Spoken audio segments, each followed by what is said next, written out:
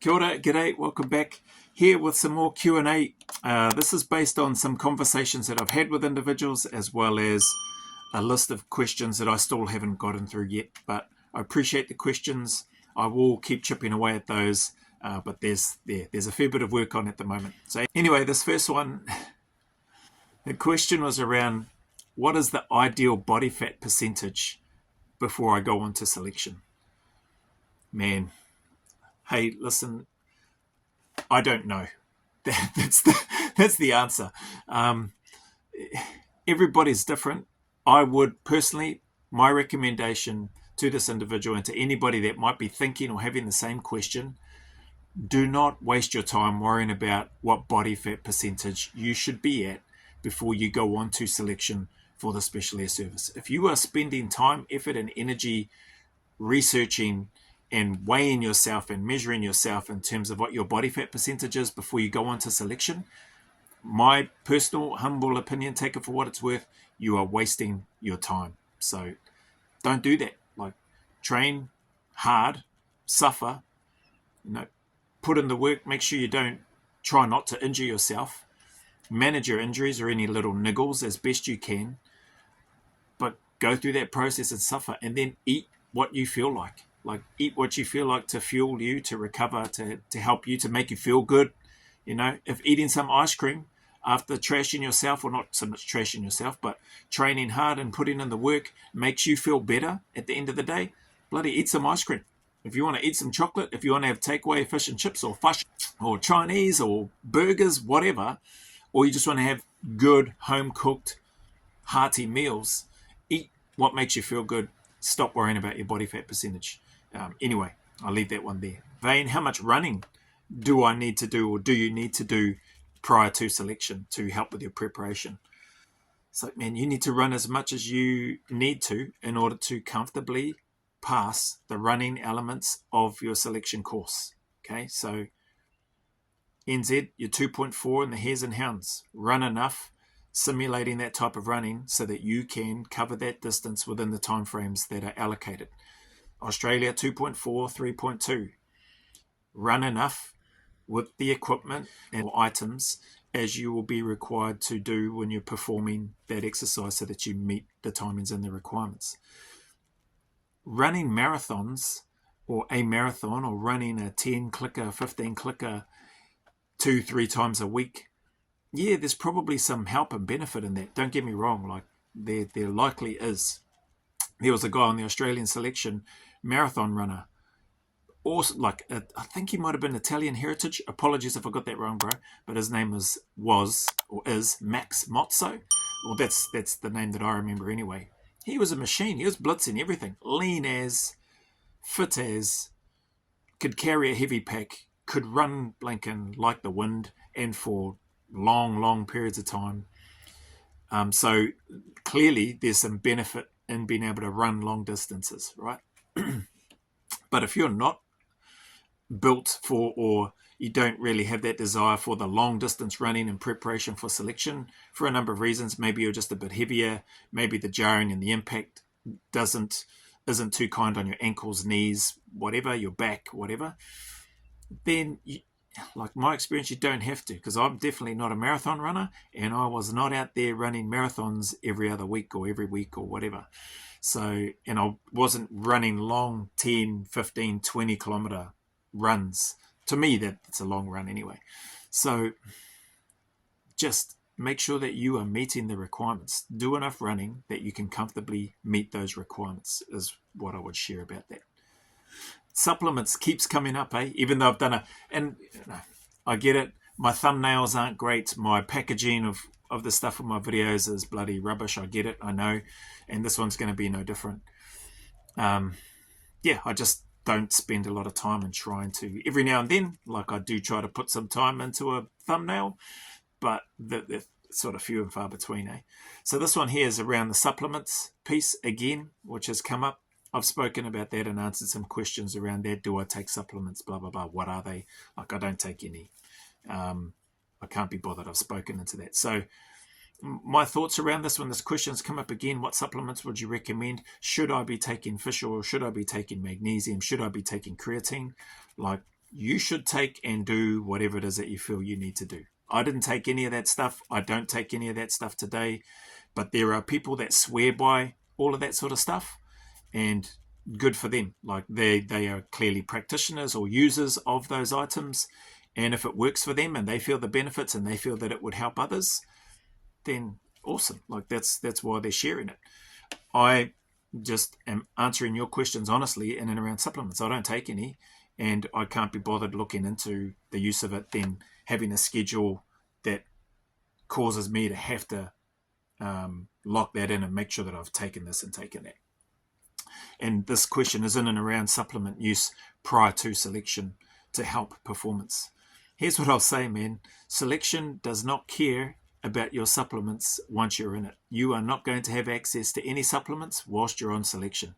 Whether you do the Australian 3-week selection, whether you do the New Zealand 10-day testing, 5-day pre-selection, or 5 to 6-day pre-selection, if they still have that, selection isn't going to give you that opportunity in those two countries and these two countries to access your supplements, to utilize them. So I guess I'm trying to encourage or advise, probably not a good idea to become dependent on them, or to be dependent on them, or to feel like I need to take this so that it helps my recovery so that I can then go hard again the next day, because you're in for a rude awakening, or you're in for a reality check when you step foot onto the start line of selection and you don't have access to that stuff. So yeah, anyway, that's enough on that one. Supplements, suss that out. Speak to the chemist, speak to whoever provides the supplements. They'll probably be able to give you a better insight in and around it. Anyway, this other part here, far out. Yeah, I'm going to make this one the last one. So this comment, this conversation, this question was in and around, what are my thoughts on training the mind and spending more time on training this thing as opposed to physically getting out and training to allow, so there was some rationale to this question when it came through, to allow your body to be as fresh and as physically prepared and minimize the chances of injury as possible. And because selection is heavily dependent on your mindset and your attitude, spending more time in this space, delving into this meditation, etc., etc. Far out. That, hey, I'm no brain expert, right? Come back to the other points of it. Do that if you think that that's what's going to work for you. When you are suffering and struggling physically, though, on a selection course or in anything, and if you haven't got landmarks or reference points, or I think David Goggins talks about it, callousing the mind. If you haven't got those calluses on your mind that you can grab, that you can go into and go, I've been here before. I know what this feels like. I know how bad and miserable and just this sucks. If you don't have those landmarks and you think that meditating, visualization is going to help you prepare for selection when you get to that stage, and you'll be able to go, yep, I've been here before because I was lying flat on this nice, comfortable, air-conditioned room, and I was visualizing me in the suck, having to go through this grueling process, and you feel that that's going to help you, then kea koe, hey, like, do what you feel will work for you. I personally don't see that helping people, not purely on its own. I would say in combination with the moving, the sweating, the suffering, the struggle, and doing the actual physical work, then yeah, that's probably going to help in conjunction and maybe strengthen that. But sitting around or lying around in comfortable places and visualizing that and looking to strengthen this thing without actually putting it through, without actually putting your body through anything physically challenging or demanding, or as physically challenging and demanding, or even like the training that I did probably wasn't as physically challenging and or demanding. Not every day's training anyway. Some aspects may have been. Other parts are probably blanking light years apart in terms of what I did was probably nothing, or not probably, was nothing in many instances compared to what I went through on selection, both Australia and New Zealand. But the fact remained is that I had been putting in a lot of work, and I had been suffering and struggling and failing at a number of things leading up to going on to selection. So I had those sort of scars to grab onto and use as a resource to help me move forward. So with that, man, I don't recommend anybody, and to this individual, and I spoke with them as well, I let them know that I'm going to use this question and a couple of other ones in a video. They were cool with it because they know I'm not going to share their name or any details or anything like that. But I just shared the same thing as what I'm going through now. Like I do not encourage or recommend you to just visualize what it is that you may end up going through on selection and using that as your point of reference to help you prepare for what you're about to go through. Maybe do it in combination with your physical stuff. I mean, I never did that. I'm not a visualization guy. I have no experience in doing that. I understand the theory and the concept around it. Meditation, I've done some meditation in the past. I'm not great at it. If anything, when I've been meditating, I find myself just drifting off to sleep, and so not holding any sort of conscious thought at all. So I don't know if that's what I was supposed to do, but I definitely just found myself drifting off to sleep. Yoga, I've done yoga, and the last part, man, I loved the last part of Linda Heskey's sessions over in Perth, lying on the back, just letting everything go and relaxing. There's a couple of times where I think I started snoring, and a couple of other people next to me at the end of the session, and had to be woken up, and some of my mates laughing at me at that time. So again, like, I'm no expert in terms of how you might draw that stuff. But for me, in terms of any sort of visualization that I did while I was conscious, was in regards to drawing on memories and experiences that I had been through. So I lent on my experiences where I suffered and struggled out with leader brand produce, working out in the fields, working in the pack house, stacking squash, doing the weeding in the fields, all that sort of stuff, picking the broccoli and all that sort of thing, bent over, hunched over with your big butcher's knife, making sure you don't cut your mate next to you in the row next to you, and just bent over harvesting the veggies and putting them up onto the harvester, while the ladies on there packed them into the crates. They went up on the conveyor belt onto the tractor and get stacked up, etc. Those are long days. I didn't enjoy that work, but it was hard, laborious work, and my mum forced me to get into that work to show me that there's more to life than being out in the fields, and I'm forever grateful for that. But it really helped me physically and mentally, because it was just Groundhog Day, repeat from dark till dark, and it was hard work, but it just helped me, and then combined that, it enabled me to know that I can work. Like, I know what it takes to work.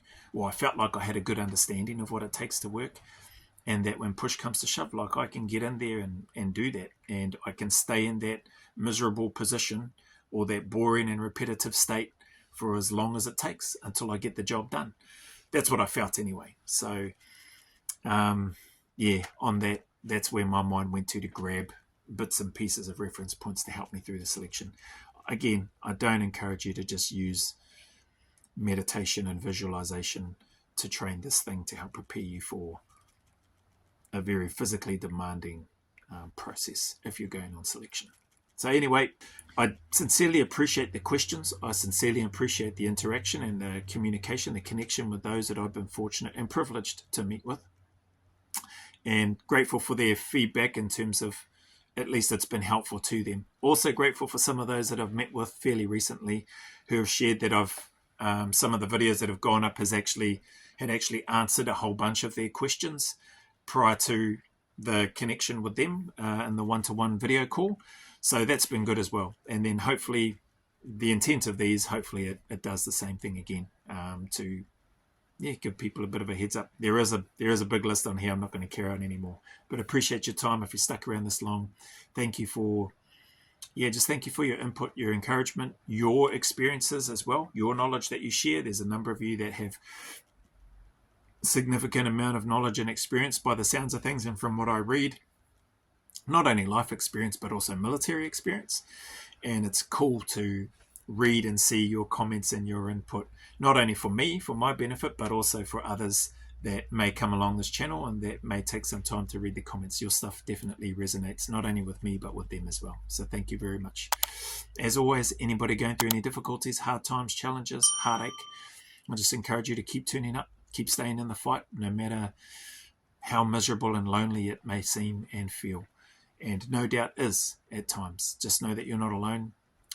You're in it right now. You may be in it right now. I've been there. I'll no doubt be there again down the track, down the road. And everybody is going through stuff in some way, shape, or form. So just keep turning up, keep staying in the fight. Know that the sun will shine again, that there are better days ahead. There is a light at the end of that long, dark, lonely, and miserable tunnel. So keep turning up. As always, go always a little further. Remember, who dares wins and who cares wins. And until the next video, there is a big mana wave coming from me to you, filled with my aroha, respect, appreciation, and gratitude for you all.